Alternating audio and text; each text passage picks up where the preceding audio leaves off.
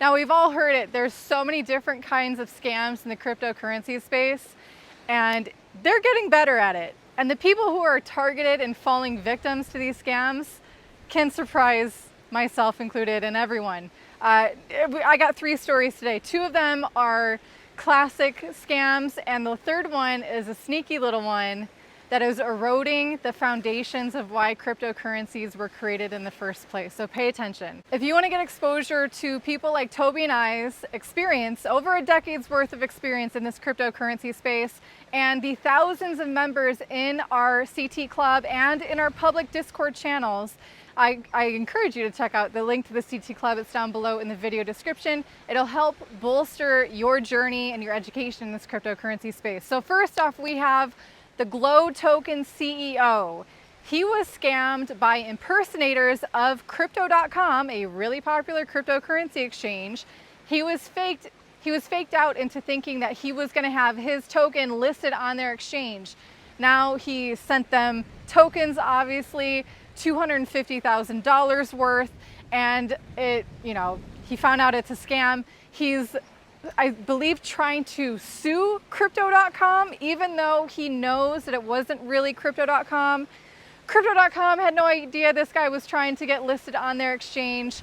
It's really sad now. He's saying he had to sell his home, which he really had a lot of emotional attachment for. So a really sad thing, but now what's even sadder is people are trying to litigate and sue instead of, just learning their lesson, licking their wounds, and moving on to the next. Now, there's another type of scam happening right now. One crypto influencer, I'm not familiar with who he is, but apparently he was an advisor to a new cryptocurrency project called RealStar. This is not an endorsement of Glo Token or RealStar by any means, just some news stories going on here. And basically, as an advisor, he was gifted over 1 million of these tokens, which is about 1% of the total supply. I don't know what the trading volume is on this token. It is so new or unexposed that information isn't even available on CoinGecko. And basically he got those coins and he was dumping it on Bitget. And this exchange, Bitget, flagged his account for having suspicious trading activity. They think he was trying to manipulate the price of these cryptocurrencies. Probably because he had like one of the first supply of this coin and he was just dumping it on the market. So anyway, Bitget ended up freezing his account, still having like $200,000 worth of tether on it. And now this guy is suing Bitget for $16 million because these were coins that he rightfully earned and he should have the right to sell it on the market. I kind of agree with that. But for those of you who are investing in new cryptocurrencies and you are aware that there's, the token distribution, some go to advisors, some go to the team, some have lockup periods, some don't, and you're curious if these people are going to be dumping these coins on the market, they will be causing a dip. There's lots of warnings to be had. Do not get greedy. Check your greed at the door. That will help you avoid, I'm gonna say 100% of the scams here. Most people get blinded by their greed and they're just happy to throw some money at something that they think is gonna be a guarantee and they get screwed over.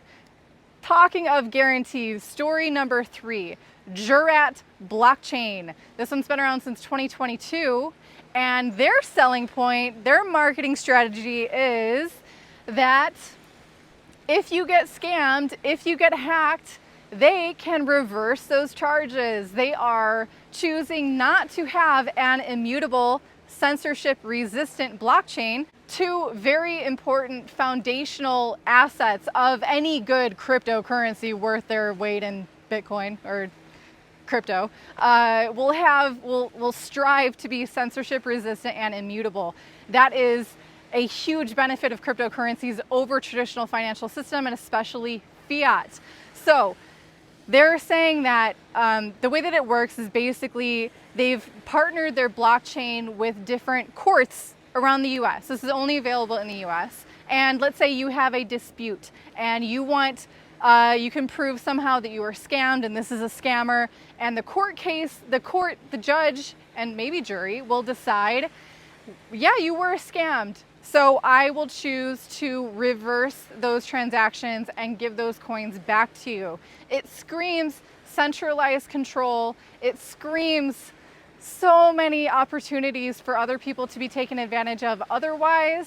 And again, they're marketing this as saying this is a necessity. This on-chain law enforcement is a necessity for mass adoption of cryptocurrencies.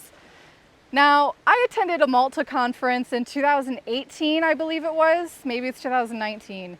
And there was a certain speaker there via teleconferencing, Pompliano, I think his name was. Yes. And he was, you know, obviously trying to introduce cryptocurrencies to the mainstream people in that conference. And I had to ask him this question. He was talking about all these trade-offs.